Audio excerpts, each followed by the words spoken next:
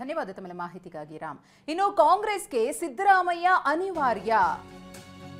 ಕಾಂಗ್ರೆಸ್ ಪಕ್ಷಕ್ಕೆ ಸಿದ್ದರಾಮಯ್ಯನವರು ಅನಿವಾರ್ಯ ಅಂತ ಬೆಂಗಳೂರಿನಲ್ಲಿ ಕೆಎನ್ ರಾಜಣ್ಣ ಅವರು ಹೇಳಿಕೆಯನ್ನ ಕೊಟ್ಟಿದ್ದಾರೆ. ಹಾಗೆಯೇ ಅವರು ಉದಾಹರಣೆಯನ್ನ ಕೊಡ್ತಾ ಹೋಗ್ತಾರೆ.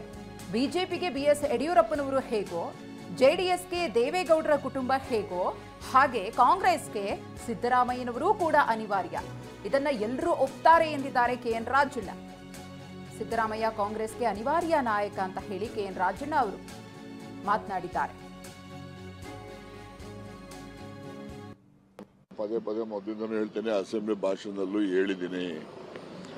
ಬಿಜೆಪಿಗೆ ಹೆಂಗೆ ಯಡಿಯೂರಪ್ಪನವರು ಅನಿವಾರ್ಯನೋ, ಜೆಡಿಎಸ್ಗೆ ಹೆಂಗೆ ದೇವೇಗೌಡರ ಕುಟುಂಬ ಅನಿವಾರ್ಯನೋ, ಹಾಗೆ ಕಾಂಗ್ರೆಸ್ಗೆ ಸಿದ್ದರಾಮಯ್ಯನವರು ಅನಿವಾರ್ಯ ಅಂತ ಹೇಳಿ ಮೊದಲಿಂದನೂ ಹೇಳಿದ್ದೀನಿ.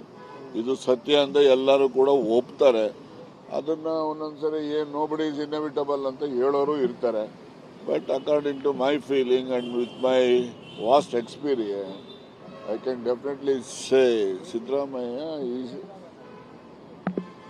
most not inevitable, evitable person for the Congress party.